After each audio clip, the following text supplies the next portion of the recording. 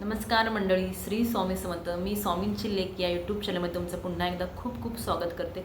29 जुलैला आहे गुरुपौर्णिमा आणि आपल्याला गुरूंची सेवा करायची आहे. तर खूप लोकांनी सेवा चालू केलेल्या आहेत आणि काही लोकांना टाईम भेटत नाही, कारण की आजकालच्या एवढ्या बिझी शेड्यूलमध्ये ना खूप लोकांना टाईम भेटत नाही. काही ऑफिस वर्क करतात, काही महिला ऑफिसला जातात, काही घरात कामं असतात, काहींची लहान बाळं असतात किंवा बाकी अजून काही कामं करतात. त्यांना ना स्वामींची सेवा करायला टाईम भेटत नाही.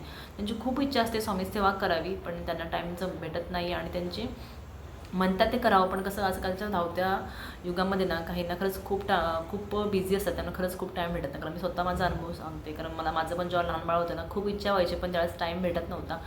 मग मी काय करायची तीच तुमच्यासोबत मी सेवा सांगणार आहे. तर व्हिडिओ पुढे स्किप करणं, व्हिडिओ पहा आणि व्हिडिओ आवडल्यास कमेंटमध्ये श्री स्वामी समर्थ लिहायला विसरू नका आणि नवीन असाल तर चॅनलला सबस्क्राईब करा.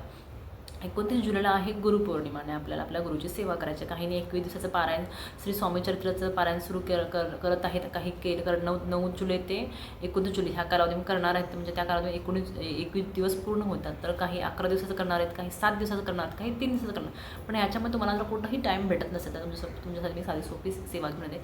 ती म्हणजे नामस्मरण. हो, नामस्मरण अशी सेवा आहे. त्याला कोणतेही काळ, वेळ, कोणतेही बंधन नाही, कोणतेही नियम नाहीत, बाकी काहीच नाही. ही एक अशी सेवा आहे, ती खरंच प्रभावी सेवा आहे. त्याला वेळ, काळ, अटी, नियम असं काहीच नाही. कारण उठता बसता कुठेही तुम्ही स्वामींचं नाव घेऊ शकता. बंधन नाही, स्वामी नामाला अंत नाही, स्वामी कृपेला कुठेही कसे घ्यावे स्वामी नाम, स्वामी राहतील कायम पाठीशी ठाम. कुठेही कसे घ्यावे स्वामी नाम, कुठेही कधीही कसेही घेऊ शकता स्वामींचं नाम. तेच स्वामींचा मंत्र आहे, जो आपल्याला त्याचं नामस्मरण करायचं. तर स्वामीचा कोणता मंत्र? श्री स्वामी समर्थ हाच आहे स्वामींचा मंत्र. आणि तारक मंत्र हे 2 स्वामींचे मंत्र आहेत. तारक मंत्राची सेवा तर मी व्हिडिओ अपलोड केला आहे, कशी करायची, कसा संकल्प करायचा, ही सेवा ऑलरेडी चॅनलवर अपलोड आहे. तर आपल्याला फक्त आता नामस्मरण करायचं. नामस्मरण म्हणजे श्री स्वामी समर्थ त्याचा जप करायचा. तुमच्या घरात जर जपमाळ असेल तर तुम्ही जर रोज सकाळी 11 वेळा श्री स्वामी समर्थाचा जप केला तर चांगलंच आहे. पण ज्यांच्याकडे जपमाळ नाही ते फिंगर काउंटर आता आलेला आहे डिजिटल, त्याच्यावरती करू शकता किंवा उठता बसता कधीही कुठेही तुम्ही नामस्मरण करू शकता. त्यासाठी कोणतंही फिंगर काउंटर गरज नाही किंवा जप मारण्याची गरज नाही. तर तुम्ही कसं करायचं? श्री स्वामी समर्थ. तुम्ही किचनमध्ये काम करताय, नामस्मरण करा. कपडे धुताय, नामस्मरण करा. कुठं काही करा, नामस्मरण करा. म्हणजे तुमच्या डोक्यात पण ना काही निगेटिव्ह विचार येणार नाही आणि तुमचं पॉझिटिव्ह सगळं माइंड पण पॉझिटिव्ह होईल. तुमचे विचार पण एकदम सकारात्मक होतील. कारण श्री स्वामी समर्थ मी जर म्हणताय जमत असेल तर तुमच्या फोनमध्ये लावा, तुमच्या टीव्हीवर लावा, तर सकाळ संध्याकाळ लावा. आता काही लोकांना 29 जुलैला गुरुपौर्णिमा आहेत ना, काही लोकांना नामलिखित म्हणजे एक वही आहे, त्या वहीमध्ये त्या फक्त श्री स्वामी समर्थ श्री स्वामीचं लिहितात. ज्या दिवसाचं ठरलं असं किती लिहायचं, किंवा ते काही असे आहेत ना की मग काही 108 वेळा लिहितात, की काहींचं असं आहे की जेव्हा आपल्याला टाईम भेटेल तेवढं ह्या 21 दिवसामध्ये फक्त आम्ही स्वामीचं नामस्मरण करायचं. म्हणजे फक्त लिहायचं म्हणजे स्वामी समर्थ श्री स्वामी समर्थ असं पण करतात. तर तुम्हाला तसं जमत असेल वही, तसं तुम्ही वहीमध्ये लिहा.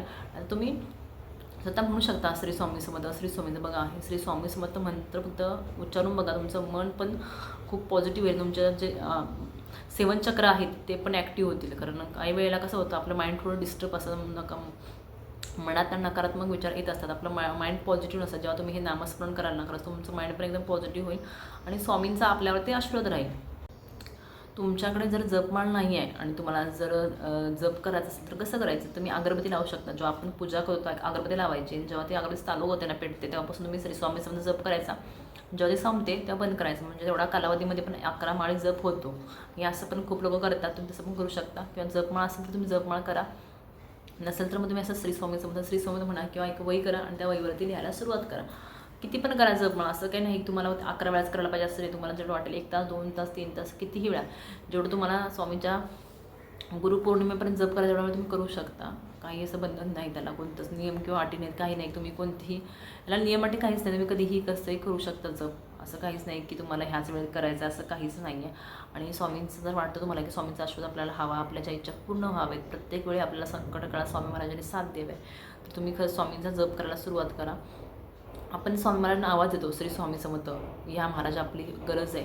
तर स्वामींना पण आपला आवाज ऐकायला जायला पाहिजेत ना, म्हणून आपण स्वामीच्या कॉन्टॅक्टमध्ये राहायचं. जसं आपण प्रत्येक राहतो स्वामींच्या कॉन्टॅक्टमध्ये राहण्यासाठीच आपल्याला नामस्मरण करायचं. स्वामींचा सहवास आपल्याला लाभतो म्हणून बघून करून बघा. स्वामींची ही पण सेवा तुम्हाला खरंच खूप याचा फायदा होईल. खूप छान छान अनुभव येतील तुम्हाला. स्वामींचा आशीर्वाद भेटेल आणि तुमचं माइंड मेन म्हणजे तुमचं माइंड पॉझिटिव्ह होऊन जाईल. फक्त करून बघा स्वामींचं श्री स्वामी समर्थ जप आणि तारक मंत्राची सेवा. तर आता मग भेटू पुढच्या व्हिडिओमध्ये. श्री स्वामी समर्थ.